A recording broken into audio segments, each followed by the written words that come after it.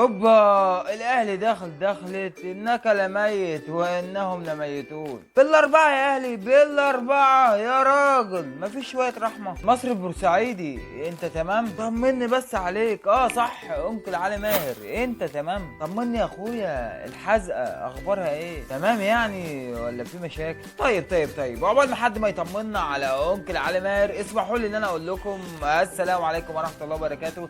ازيكم عاملين ايه؟ يا رب دايما تكونوا بخير وصحه وسعاده. وخلينا ندخل في الموضوع على طول واقول لك يا صديقي، النهارده الاهلي في الشوط الاول ما كانش احسن حاجه، على الاقل من وجهه نظري انا. الاهلي النهارده في الشوط الاول برده كان رتمه بطيء جدي، ولحد الدقيقه 20 تقريبا انا ما كنتش شايف وجود الاهلي في الحته الهجوميه. عارف انت يا صاحبي التحضير الكتير اللي بيكون ورا ثم الكرة الطولية المقطوعة، أو يا صديقي محاولات فاشلة للاختراق من العمق عن طريق طبعا إمام عاشور، اللي من وجهة نظري أنا برضو شايف ان هو هيكون اضافه قويه جدا لخط نص النادي الاهلي. وخليني اقول لك ان اكتر حاجه كنت مستغربها النهارده في الشوط الاول بالنسبه للنادي الاهلي ان احنا جايبين مهاجم المفروض ان هو ضربات الراس عنده حلوه قويه، اقوى حاجه عنده. صح يا صديقي؟ صح جدا. يبقى من الطبيعي ومن المنطقي جدا ان انا العب له عرضيات كتير. شفتش انا بقى منها اي عرضيات لحد الدقيقه 20. خلي بالك الاهلي كان نازل ضغط جدا، عامل ضغط عالي. ولو هتلاحظ يا صديقي ان نتيجه الضغط العالي ده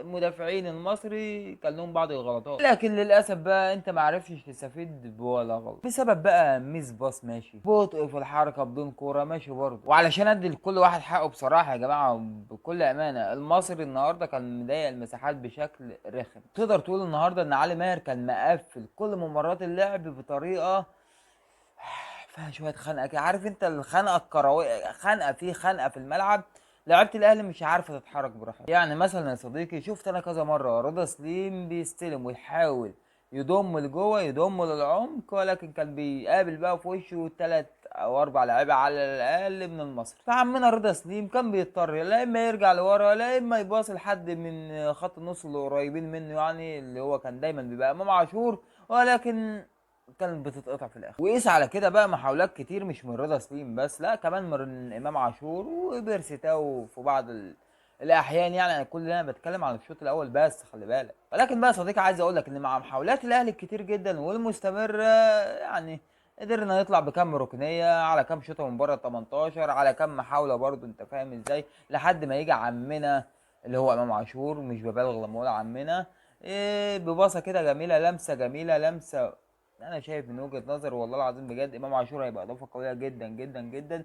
لان الباص اللي حصل في المساحه الضيقه دي من امام عاشور لرضا سليم، لا والله هيبقى، يعني انت فاهم انت ازاي. نصبر بس يا رجاله كده ونتقل على الصفقات الجديده، وخصوصا امام عاشور ورضا سليم. ركز بس، رضا سليم خلاص نور ان شاء الله ما يطفاش، يعني هيفضل منور كده على طول. ولكن امام عاشور خلي بالك، نصبر عليه مع شويه هدوء حواليه مع شويه دفاع عنه، هنلاقي نسخة اقسم بالله جبارة. اسمع مني. المهم يا سيدي نكمل كلامنا. لمسة جميلة جدا من امام عاشور لرضا سليم، وهوب الجول الاول علشان يكون اول هدف لرضا سليم مع النادي الاهلي واول اهداف المباراة برضو. بصراحة بصمة حلوة وهدف مش هننساه، هدف جميل جدا بكل امانة من المتألق، لا بجد المتألق بجد رضا سليم. بس يا سيدي هي دي كل الحكايه. ومن بعد الجول الاول ده بقى يا سيدي عينك بتشوف الا النور، تحس كده ان الاهلي كان صايم صوم، انت فاهم انت 3 4 5 ايام، اللي هو عطشان بقى وجعان وجايب اخره، وهوب